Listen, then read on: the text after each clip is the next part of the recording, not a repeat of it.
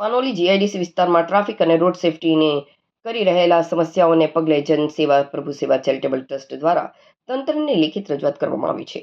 Trust દ્વારા Panoli notified officer તેમજ પાનોલી ઉદ્યોગ મંડળને એક આવેદનપત્ર પાઠવીને મહારાજાનગર સર્કલ અને ગિન્ની ચોકડી પર તાકીદે લોકહિતના કામો કરવા માંગ કરવામાં આવી છે. આવેદનપત્રમાં જણાવ્યા અનુસાર પાનોલી જીઆઈડીસીના મહારાજાનગર સર્કલ પર પ્રોપર સ્ટ્રીટ લાઇટો ન હોવાના કારણે રાત્રિના સમયે વાહન ચાલકોને ભારે મુશ્કેલીનો સામનો કરવો પડે છે. આ ઉપરાંત આ સર્કલના યોગ્ય નિર્માણની પણ જરૂર છે. બીજી તરફ ગિન્ની ચોકડી પરથી રોજના હજારો વાહનો પસાર થાય છે, જ્યાં વાહનો પૂરપાટ ઝડપે દોડતા હોવાથી અવારનવાર નાના મોટા અકસ્માતો સર્જાઈ રહ્યા છે. તેથી ત્યાં તાત્કાલિક સ્પીડ બ્રેકર બનાવવા માંગ ઉઠી છે. આ માર્ગો પરથી રોજબરોજ હજારો કંપની કામદારો અને સ્થાનિક લોકો પસાર થાય છે. રાત્રિના સમયે અંધારાનો લાભ લઈને ગુનાહિત પ્રવૃત્તિઓ તેમજ અકસ્માતો વધવાની ભીતિ સેવાઈ રહી છે.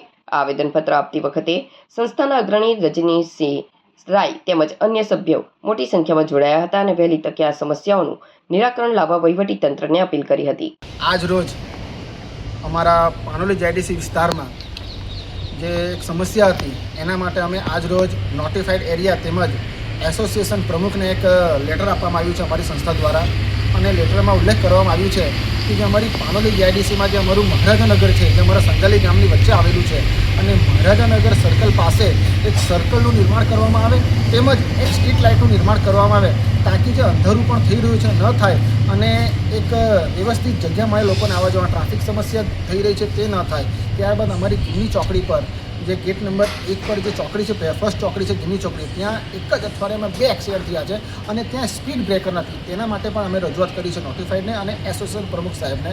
તો એમને આજે એક લેટર આપ્યું છે લેખિતમાં, અને આવનારા દિવસોમાં એ જે સમસ્યાઓ છે એ તાત્કાલિક એનું નિરાકરણ આવે તેવી અમે અમારી માંગ કરી છે. અને અમને વિશ્વાસ છે કે આ જે પણ સમસ્યા છે એ તાત્કાલિક એસોસિએશન અને નોટિફાઈડ દ્વારા દૂર કરવામાં આવશે.